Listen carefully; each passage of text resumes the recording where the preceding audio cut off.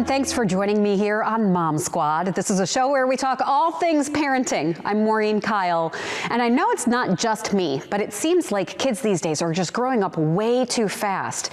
We see young girls doing makeup tutorials on TikTok, doing dances that are a little too provocative, and boys talking about topics that are extremely mature. This is causing many people to question, is this okay? Or are we getting into dangerous territory? One of my favorite guests to have here on Mom Squad is child psychologist Dr. Kim Bell with the Hanna Perkins Center. And I talk about what we should be concerned about and what's causing these trends. A big trend lately, I just feel like there's a lot of focus on, especially kids, tweens, teens, growing up too fast. Is that just every generation thinks that this one is growing up too fast, or are we onto something here? Yes and yes. Okay. There is certainly no avoiding the advancing of technology, the access to information, how quickly the world works and how quickly change happens. That's probably more than we need to get into here, but over time, change happens faster and faster and faster and faster. And so sometimes the perception of kids growing up too fast is because as adults, it's harder for us to keep up with this really fast-paced change that's going on, especially within technology and access. Is it too much? Yes. Can we stop it? No. Okay. So what we have to do is we have to, as parents, be more hypervigilant to what kids are being exposed to. I think for years I had to say, get involved, be online, know what's going on. I don't have to say that as much anymore because the parent population has kind of caught up technologically, and they're also online. But I think we have to protect our kids from, like, I'm not a fan of doing TikToks with your kids. I think that I understand the point of joining in that, you know, like at least I'm joining them in their social activity.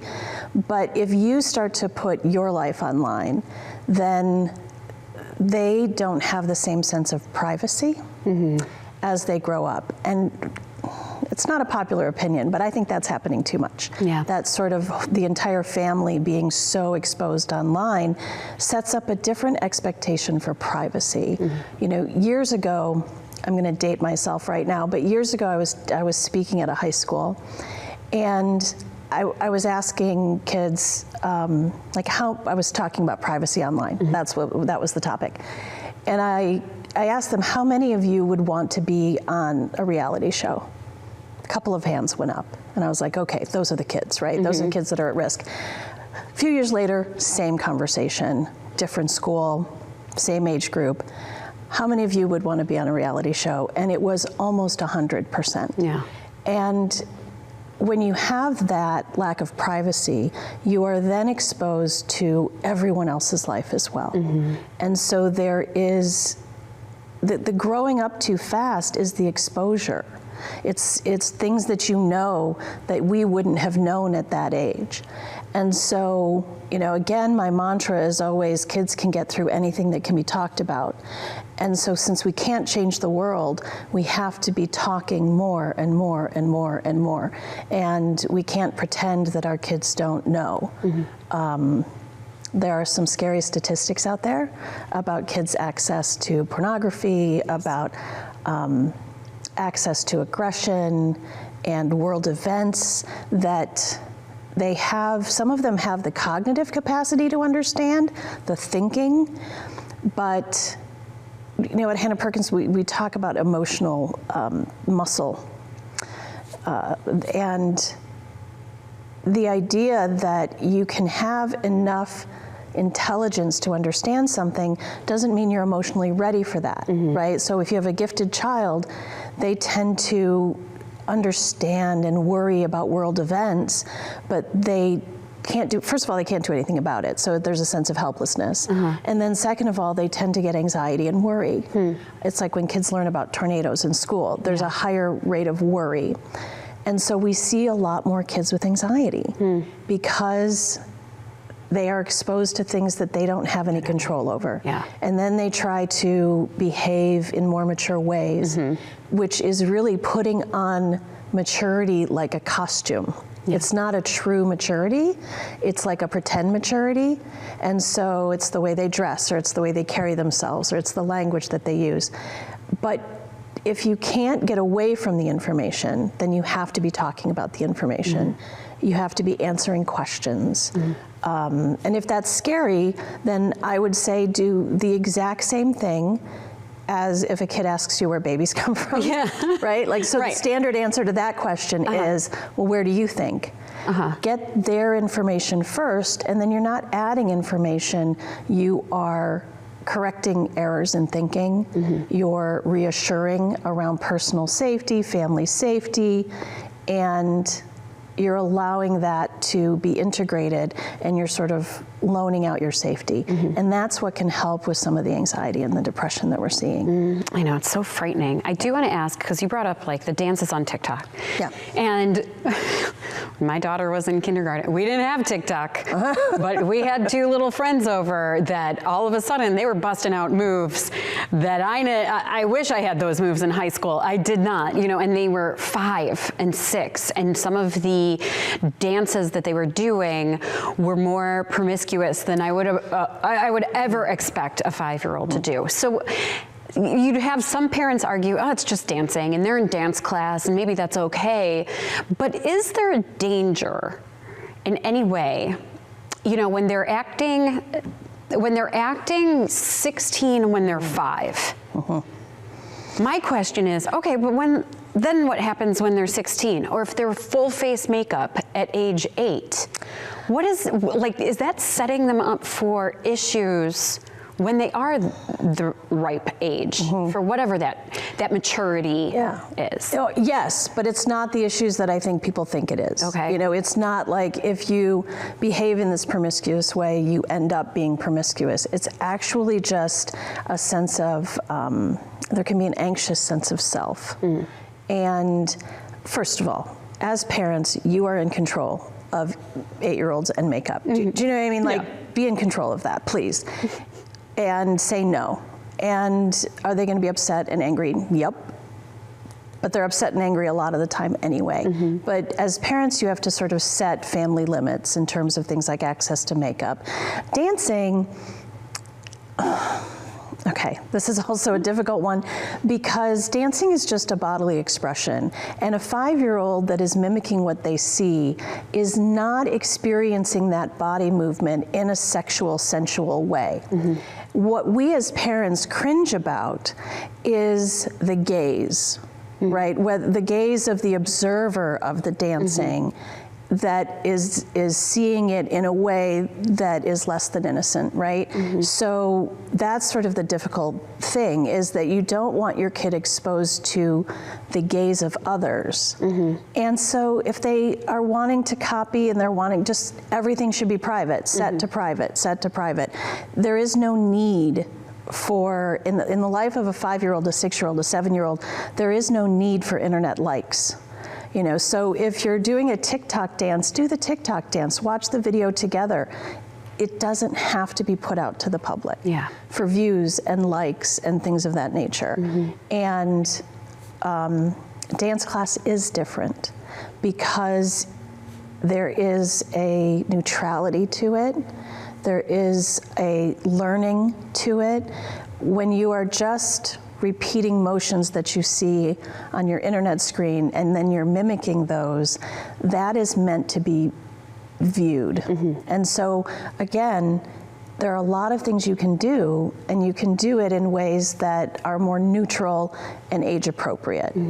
And it's not going to have to necessarily be an all or nothing. Yeah. Now, in my own household, because I'm constantly getting this information and doing this show all the time, we don't have social media pages. I've limited my own child's exposure at every age. But I feel like no matter what I do, they're going to school. And then when their friends are doing it, they're getting exposed. Like all of a sudden, the Christmas lists this year were like crop tops, Fenty lip gloss, you know, like name brand makeup. So they're seeing their friends who might be more exposed in their own household. So then how do we react? Are we a hardline no? Or like, how do you handle inevitable exposure? Right. So exposure is one thing, participation is another. So you can talk about it, you can talk about why they want it, and then you can set boundaries and limits. I have no problem with girls practicing with makeup. I have a problem when they then are seeking the gaze of the other outside of the home. So you can do it, but at home, not outside, not in public, not to school. You know, you compromise and find your boundaries and allow them to practice these kinds of things, but you know, not at home. Are you going to be able to control what happens if they have a sleepover at their friend's house? No, but that's a one-off. That's not a habit or a pattern. And then have the conversation. Let me see the video. What did you guys make? Well, what did you think of that? You know, and know your kids' friends' parents. Yeah. Right, and have conversations with them so you know kind of what everybody agrees on, because it's a difficult time. That is really interesting, because I did let my oldest, she's 10 now, I let her go to a sleepover. These girls were 9. My daughter's one of the older ones, and I knew that these girls had some sort of device. I told mine, you're not allowed to do these dances, you're not allowed to post anything. I picked her up the next morning from the sleepover, and when I said, how did it go? Fine. She did take herself out of it. She told them, I don't want to do that, but then she got excluded. Yeah. And then I had to deal with the hurt feelings for the next few days. And I think that's tough, if you can give us parents a pep talk, because when we are the strict parents, or the ones who are saying no, then it's hard, because then I have struggled with, am I being too strict? Am I not letting her participate? And then is she going to get left out and left behind? And I know I'm not the only parent here, because I know I've talked to a lot of other moms where their kids are too young for social media pages, but all their friends are making plans on Snapchat, and we don't have Snapchat. Now my kid is getting left out. What is the advice for parents? You know, I think, look, parenting is, nobody ever said it was going to be easy. And talking to your child and understanding and setting boundaries. If you have a child who all their friends are planning something on Snapchat, okay, you can have a Snapchat, but I'm going to have access to it, and I'm going to be in control of it, and this is what it's going to be used for. And it's all about preparing your child. And what we really need in the end, what we want in the end, is to have enough conversations and enough integration that your child takes you with them when they go. And I was actually expecting you to say, and she came home and went, well, I did the thing, you know, but she didn't. She listened to you and she took herself out, but then she had feelings about that. You know, little mistakes, medium mistakes, big mistakes. Sometimes when they're out, they're gonna do what their friends are doing, but they're gonna feel differently about it if they know it goes against your family value. And then if you're open, they're gonna come home and they're gonna tell you about it, or they're gonna be acting weird and you're gonna be like, what happened, you know, and then you can have a conversation about it. So it's all about, you know, that balance. There are 3 different types of parenting. I don't know if we've talked about this before, but there's permissive parenting, then there's authoritative parenting, and then there's authoritarian parenting. And we find that kids who are raised with authoritarian parents, which is the super strict, my way, the highway, tend to grow up to be followers. They follow the biggest, the strongest, the scariest. Kids with permissive parents tend to feel unsafe. So we want to find that authoritative, where you have specific values, and then you can compromise around conversations, good rational arguments, you know. I think sometimes we talk too much about the negative side. There is a trend with younger people, teenagers and up, of like if they want something, they're making PowerPoints and presenting them. I love that. Like I love that. So if you have a kid who's presenting a logical argument, a well thought out argument, who is structured within what their boundaries are, that's what you want. And then there are going to be times where you give in. And that's not the most destructive thing. It's the chronic use of social media that is absolutely annihilating kids' self-esteem. Yeah, I told my daughter she can always argue her point to me. And that would be a great skill to learn. There's also, I'm noticing on social media, as I'm on social media with like my peer group, where we're doing it as a joke, but we're taking a look at like, well, this is what I was doing when I grew up, and then take a look at what kids are doing, just like celebrating or almost like bragging about like, hey, we were so awkward. Now look at teens these days. And we're laughing about it, but it's made me question, okay, well, do we need that awkward behavior? Like, do we need to make our kids go through some of those awkward phases that we went through, where we don't know how to dance or we don't know how to do, Yeah, I think you have to remember that our perception is subjective. So we remember our awkward phases a certain way, but this is sort of the second part of the answer, right? The other yes, which is that we remember our generation as the way our generation was, and our parents were complaining about our generation as well. And there is, like certainly with Gen X on social media, there is this, we were left alone and we were thrown in the back of a pickup truck. So sometimes it's like kids are overexposed, but at other times you hear parents talking about how protected they are and how, participation trophies and things that are too much protection. And really that's on us. That's on the adults who are perceiving and comparing to our own memories and experiences that our kids don't have. This is the only world they've known. And so they are managing.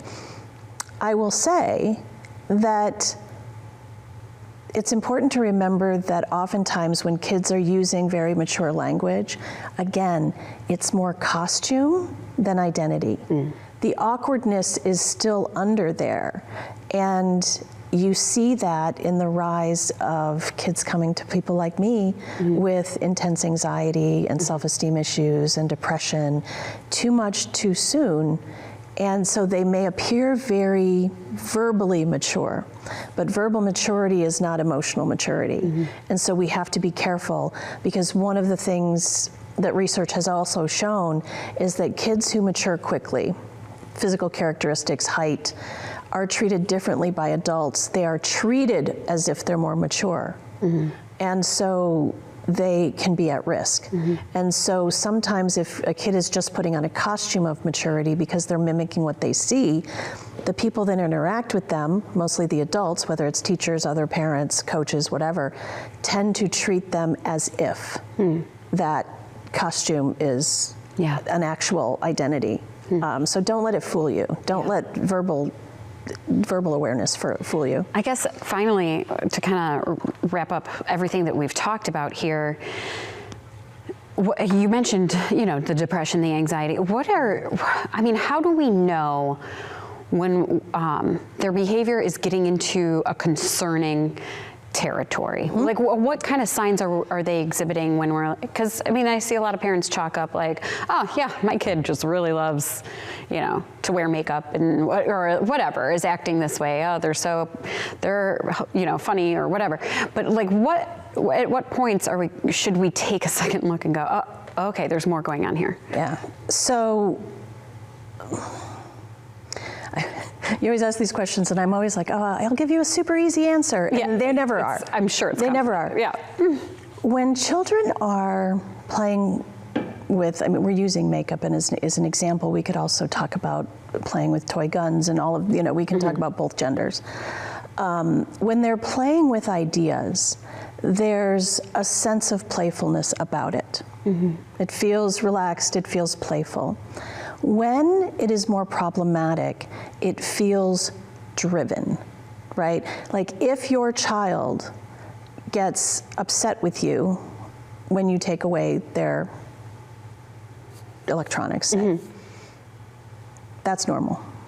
If they're having a 15-minute meltdown that's a problem. Yeah. So it's usually about what I call a driven quality. Like when I see a child who has to do something versus trying something out and experimenting with things, there's a joyfulness to it. And oftentimes if you take it away, if a child is struggling, then there is just this intense anxiety as if something absolutely terrible is going to happen, almost like a little panic attack.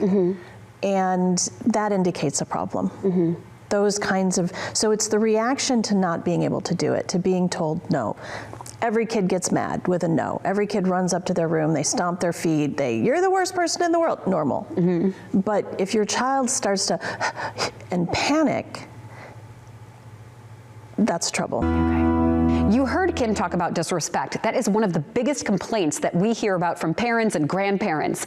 In next week's episode, Dr. Kim Bell and I go in depth about these disrespectful behaviors and what your child is really trying to tell you when they roll their eyes or they talk back to you.